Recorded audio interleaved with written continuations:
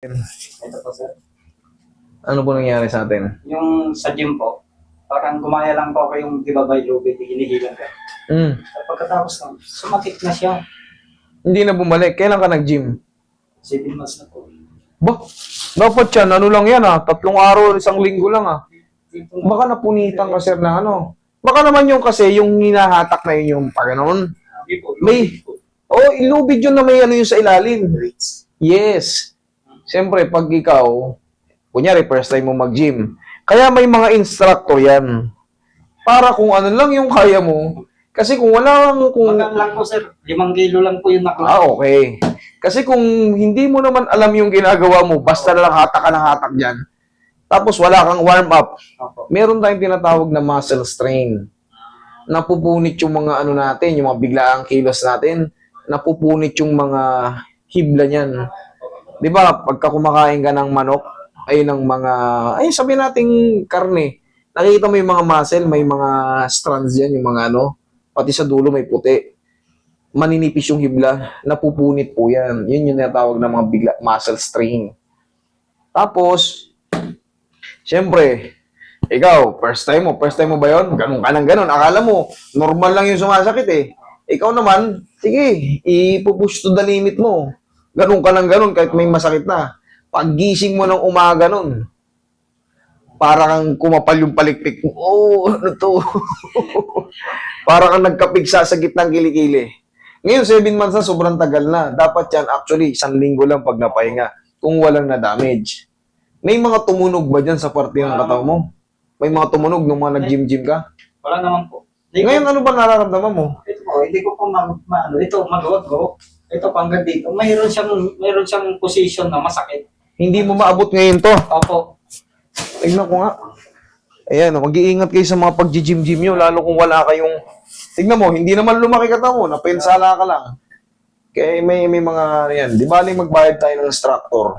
Kaysa naman, ito, hindi ka na natulungan, na perwisyo ka pa. Ganun din, nagbayad ka ng instructor, 1 buwan yun, isang instructor. Dito, 1 araw lang, bugbog ka kagad. Tagastos. Okay? Matigas, oh. Ito, oh yan, medyo okay. Pero ito, tignan mo, oh, umipigil. Eh, yan, naging problema mo. Sumasakit din may kilikili mo? Dito Ha? lang po. Saan hanggang saan yung sumasakit? Dito lang po. Mayroon kong nararamdaman dito.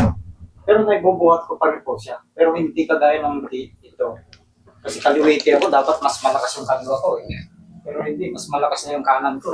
Okay. Dahil sa nangyari. Pero yun lang ang matatandaan mo, wala kang mga disgrasya. Yung gym-gym lang na yun. Pala. Sige. Magmula noon sumakit na yun, hindi na ako pumasok ng gym. Trauma. Hindi kasi nga, Kahit nung nilagay, 5 kilo lang daw.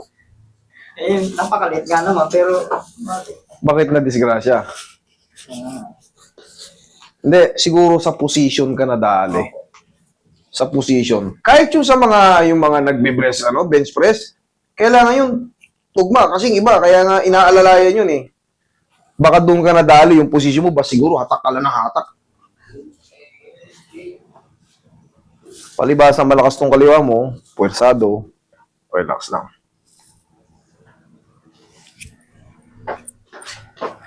Hindi, at least aral na yan. Makaya naman natin yan. Palambutin ko muna, medyo tight eh.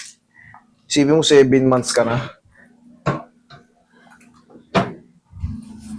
Nauwi sa frozen shoulder. Hindi ka naman diabetic. Hindi naman. Wala kayong lahing ganon.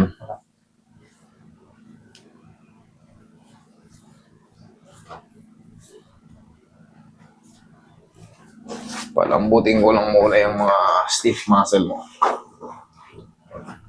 7 months. Pag mag-gym kayo, ang unang ginagawa, stretching muna. Stretching. Tapos, magsisimula sa mga dumbbell. Pabigat ng pabigat. Hindi yung nagsisimula ka sa 5 kilo kagad. Eh, pwede naman tayo mag 2 kilo, 3 kilo, 4 na kilo. Pabigat ng pabigat.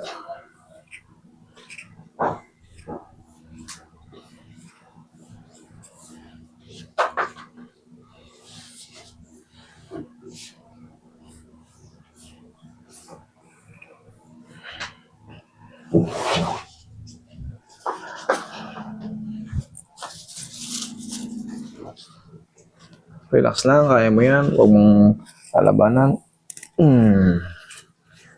Sige na. Sige, dapa. Dafe.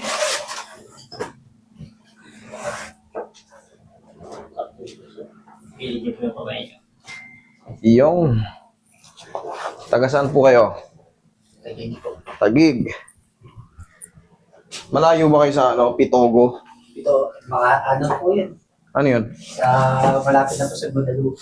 Yung Pitogo. Opo, Cebu po yun. Pero sako pa ng Tagig yun. Tagig na po ngayon yun. Hindi na po siya. Ay, hindi, Makati na po yun. Pitogo. Opo. Makati na po, hindi na po nasakot ng time.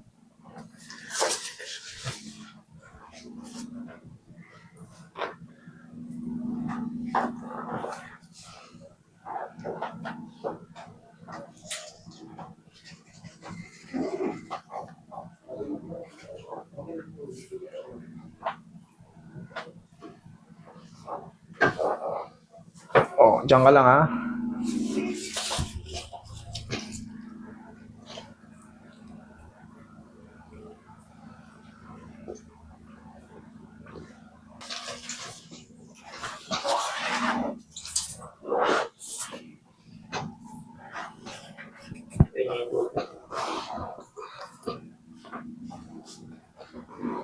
So, dyan po yung Eh, sa tiyan yung kamay. Lagay sa tiyan yung kamay. Iyo, nadali mo, sir. Batang-bata. Nagkapilay ka agad. Ay, inhale. Exhale. Diyan ka lang muna. In a few seconds lang. Hayaan mo lang munang sumingaw yung kinarati ko dyan. Tapos, final na to. Isang angat na lang. Tapos, kanina, tignan natin kung gawin pa rin. Yo po. Kaya? Yan. Yan. Yan. Yan. 1, 2, 3. Ay, wala na. Sagad na eh. Last na to. Ito yung pinaka-last. Tapos ito lang exercise mo. Para ka lang naglalaro. Okay? Kanina mahirap iangat eh. Oo, tingnan mo yun. Abot mo yung tenga mo. Oo, abot na. Tumutukod ganun eh. O, ngayon, tiyo. Oo.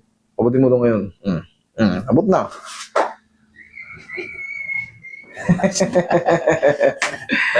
pwede ka. Aral na sa yan. Ngayon, pag mag-gym kayo, mag-stretching muna kayo. Tapos, may mga instructor doon kailangan. Pag hindi kayo marunong, paturo kayo kasi katulad niyan, napinsala ka o di 7 buwan kang nagdusa. Ngayon, wala na, dire-diretso na. Although may ping pa ng konti yan, yung parang tightness pa sa muscle. Yung tinuturo ko sa inyo exercise, madalas yan, tapos sablusan mo ng pau. Okay? Ang mahalaga, angat na. Okay? Buti Thank sa you. pinag-